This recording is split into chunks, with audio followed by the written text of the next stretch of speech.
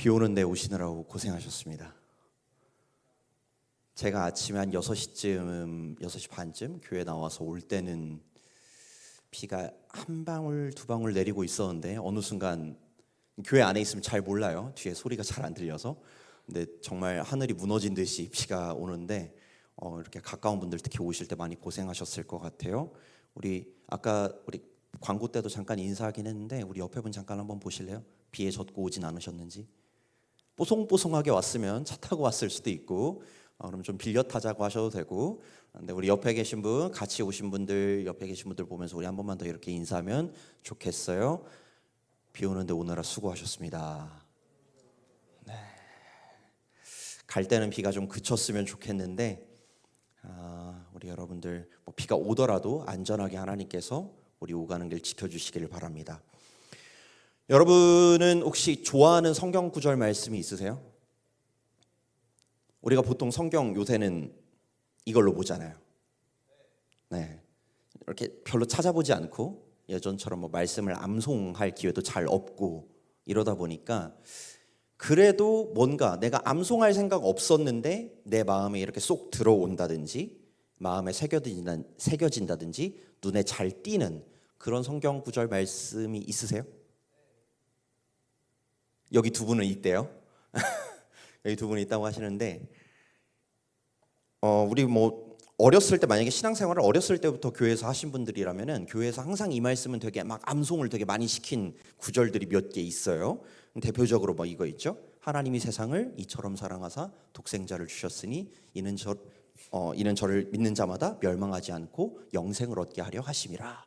아멘 하면서 요한복음 3장 16절이 떠오르신 분도 있을 거고, 누군가는 아니면 올해 초에 이렇게 송구영신 예배 끝나고 뽑은 말씀을 마음에 두고 계신 분도 있을 거고, 야베스의 기도라고 불리는 그 말씀도 되게 잘 알려져 있죠.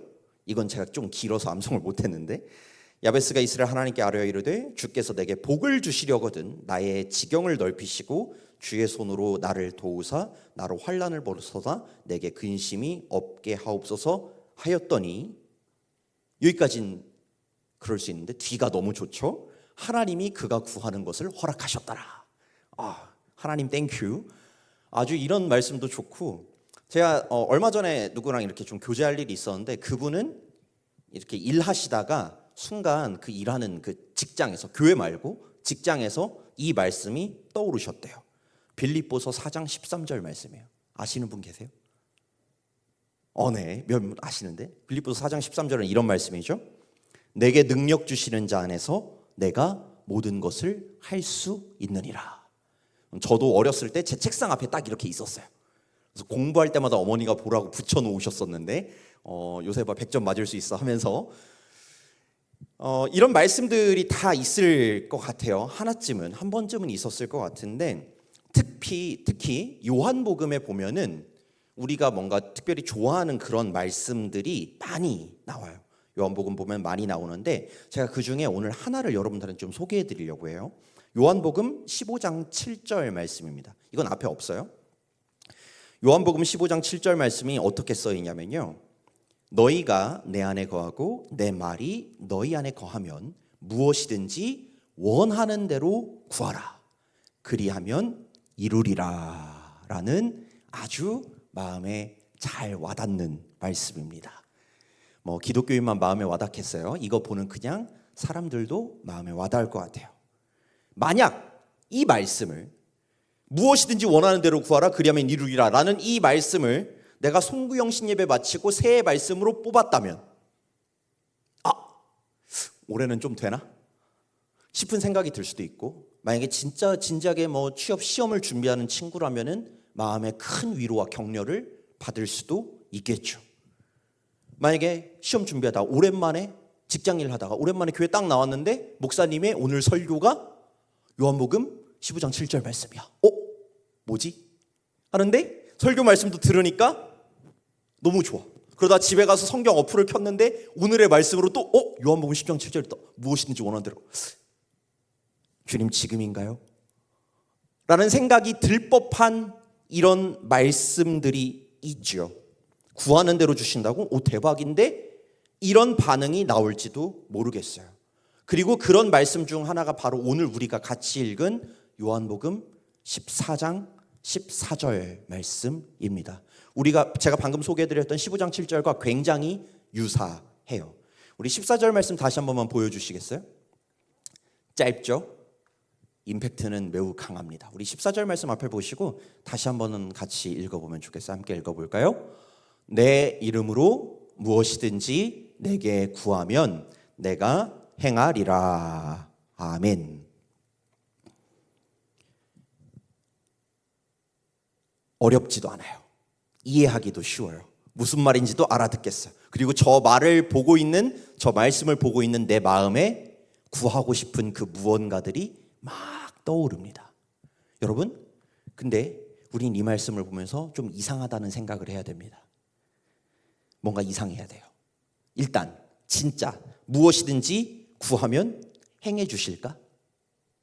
진짜 그럴까요? 하나님이 뻥카를 치는 건 아닐까?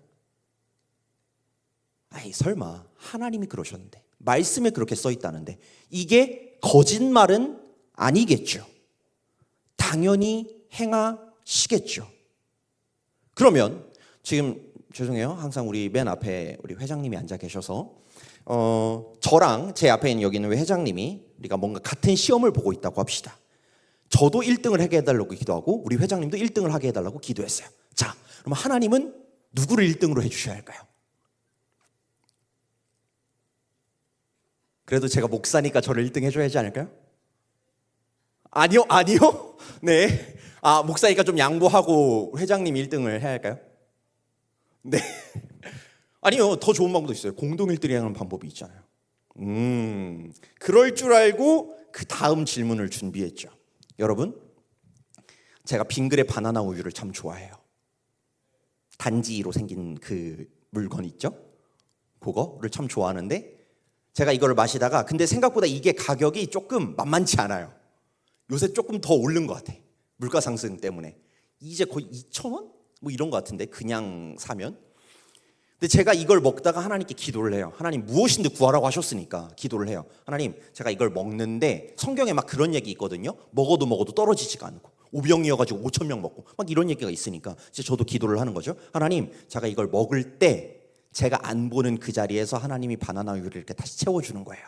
그래서 제가 먹어도 이게 떨어지지 않는, 제가 다른 사람에게 말하지 않을 테니까, 제가 빙그레에게 신고 안 할 테니까 하나님 저한테만 이렇게 해주시면 안 될까요? 라는 이 기도도 이루어 주실까요? 무엇이든지 구하라며요. 이게 되게 유치한 비유 같지만 하나님, 제가 오른쪽으로 가면서 왼쪽으로 갈 수 있게 해주세요. 하나님, 제가 또 한 번만 물 위를 걷게 해주세요. 하나님, 저를 미워하는 죄가 있는데 쟤는 좀 안 됐으면 좋겠어요. 진짜 내가 원하는 무엇이든지 주님은 구하면 행해 주실까? 여러분, 예전에, 이제 진짜 예전이 됐는데 브루스 올마이티라는 영화가 있었어요. 아시나요? 20대 분들은 모르실 수도 있어요. 근데 꽤 재밌어요. 우리 현종 청년? 혹시 브루스 올마이티라는 영화 아세요? 모르신다고 하네요. 네, 20대 초중반은 모를 수 있는 영화인데 꽤 재밌으니까 한번 보셔도 좋아요. 지금 봐도 재밌거든요. 근데 그 영화를 보면요, 하나님을 원망하는 주인공이 있어요. 그 주인공이 하나님을 너무 원망하니까 하나님이 그 주인공한테 가서 그래요. 내가 잠깐 휴가 갈 테니까 너가 이 세상을 다스려봐 하고서 이렇게 권한을 이양해주고 하나님이 휴가를 가세요. 휴가 안 가시겠지만 뭐 영화에서는 휴가를 가세요. 처음에 좋아요. 막 이렇게 스프도 막 홍해 가르듯이 갈라먹고 막 이렇게 오 하더니 막 스프 갈라지고 막 그런단 말이에요. 그런데 어느 순간부터 소리가 들려옵니다. 귀가 따가워요. 사람들의 기도 소리가 들려옵니다. 근데 기도 소리가 너무 많으니까 처음에는 하나하나 대답해 주다가 나중에는 이렇게 인터넷으로 옮겨와가지고 텍스트로 쫙 정리를 하더니 모든 기도에 오케이 하고서 답변을 딱 때려요. 어떻게 됐을까요? 정말 무엇이든지 구하는 대로 행해 주셨어요. 모든 사람이 로또 1등이 되고 갑자기 어떤 사람은 병에 들고 누군가는 억만장자가 됐는데 억만장자가 아무 필요가 없을 만큼 돈의 가치가 떨어지고 세상이 사람들 각자의 욕심에 따라 혼란에 빠져버리고 맙니다. 여러분, 무엇이든 이게 이루어질 수 없다면, 그건 논리상 말이 안 돼요 라고 한다면 오늘 말씀은 거짓말인 걸까요? 하나님이 거짓말을 했을 리도 없고 논리상 맞지도 않다면 혹시 내가 이 말씀을 잘못 읽고 있는 건 아닐까요? 사람이란 존재는요, 내가 원하는 걸 보면 시야가 좁아집니다. 여러분, 지하철에서 사람들 휴대폰 많이 하죠? 사람들이 많이 탑니다. 그런데도 휴대폰 다 이러고 휴대폰 보고 있어요. 이러고 휴대폰 보고 있으면 이제 누군가 한 분 출동을 하세요. 누구 출동할까요? 네, 소매요정이 출동을 합니다. 소매요정이 출동해서 나에게 있는 것을 당신의 것으로 가져가기 시작하세요. 아무도 모릅니다. 내가 원하는 거에 집중하고 있으면 다른 일을 볼 수 없게 돼요. 여러분, 좁은 시야에 갇혀서 보면요, 내가 원하는 것만 보이고 정말 중요한 다른 것들이 보이지 않게 됩니다. 오늘 말씀도 그래요. 요한복음 14장 14절을 처음 딱 읽으면요, 어떤 단어가 눈에 제일 잘 들어오냐? 무엇이든지란 단어가 아주 잘 들어와요. 무엇이든지, 진짜 무엇이든지, 바나나 우유, 무엇이든지, 내 생각, 내 마음, 나에게 지금 문제 있는 그것, 무엇이든지가 정말 눈에 잘 들어오는데, 그러면 내가 그거에 집중하는 순간 다른 말씀은 보이지 않게 됩니다.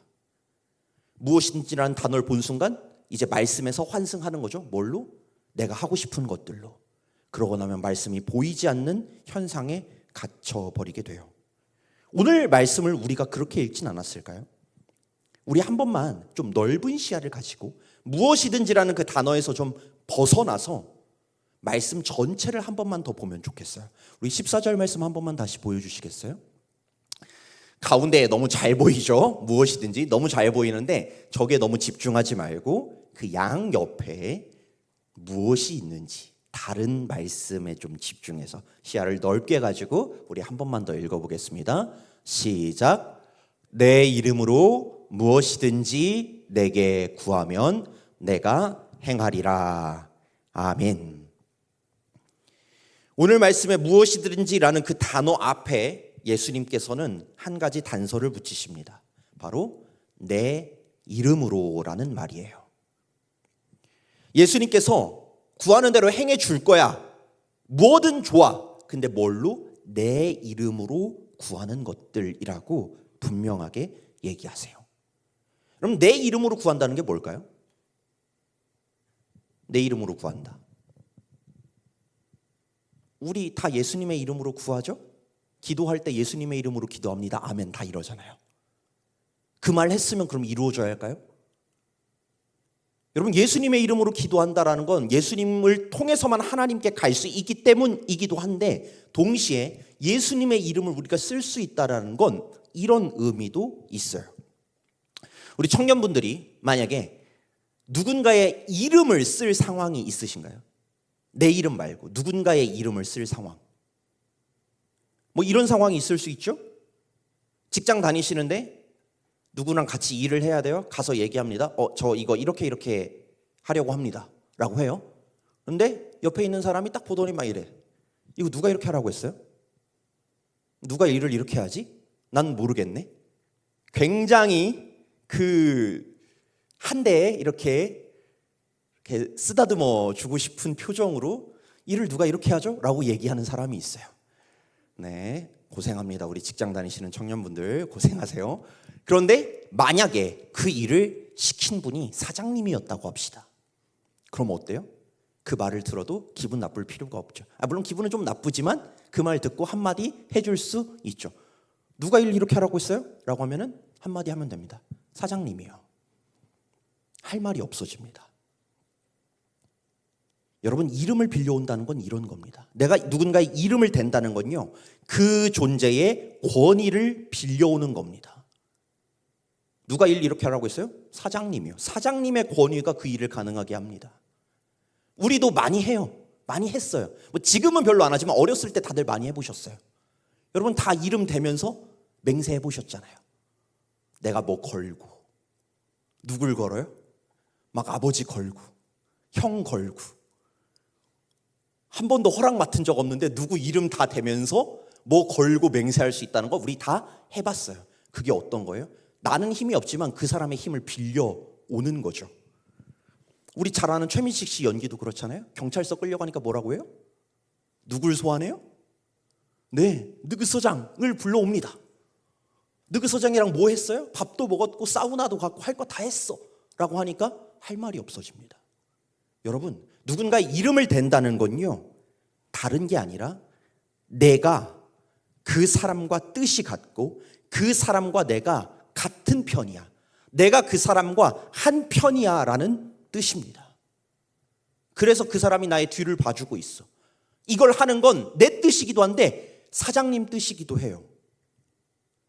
그 사람의 원하는 것이기도 해요 라는 뜻입니다. 그러면 오늘 예수님이 내 이름으로 무엇이든지 구하면 이라는 이 말씀을 우리는 어떻게 읽어야 할까요? 저는 이 말씀을 이렇게 읽어야 할지 않을까 싶어요. 조금 말씀을 각색해서 말씀드릴게요.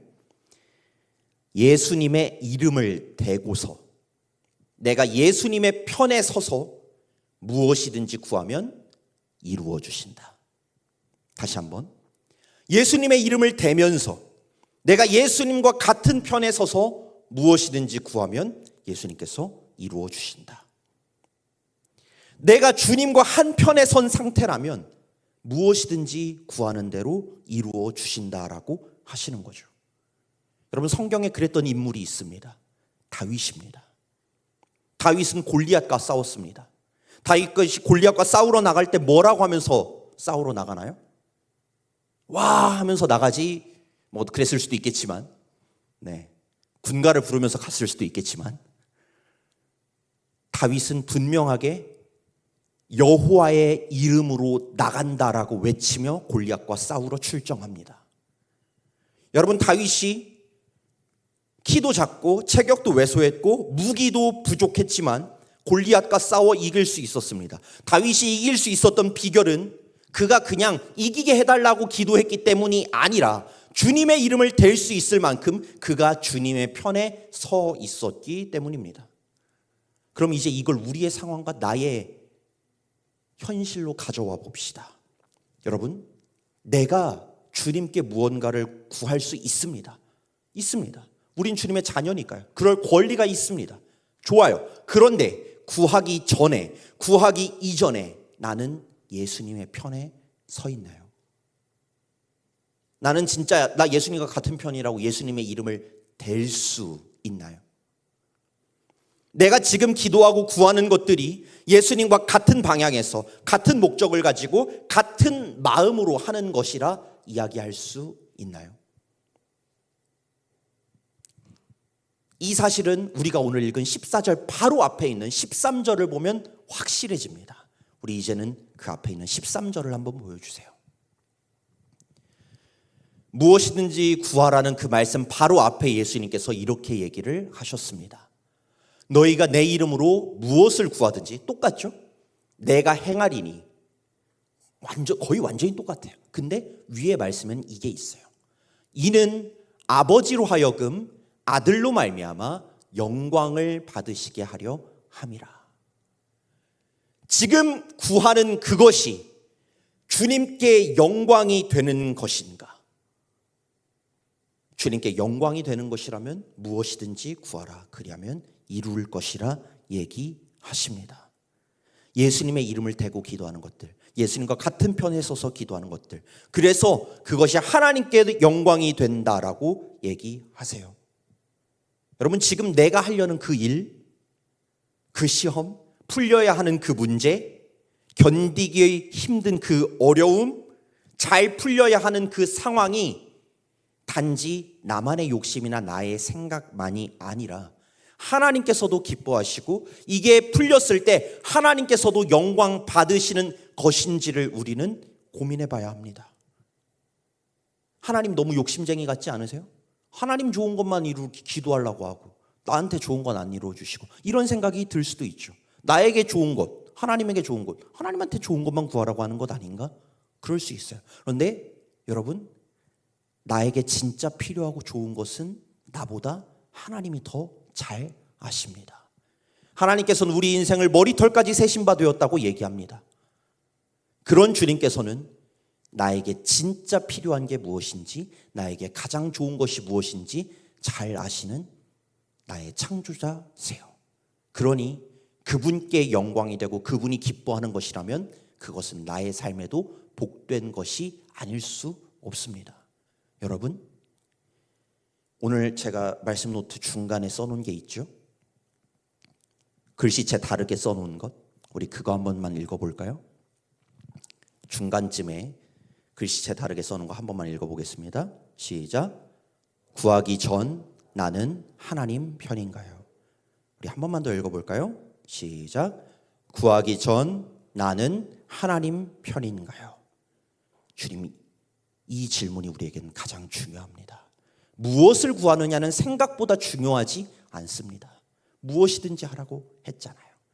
그보다 더 중요한 건 구하기 전 무엇이든 그 앞에 나는 하나님 편인가? 이것을 이루는 게, 이것이 행해지는 게 하나님께도 좋은 것인가?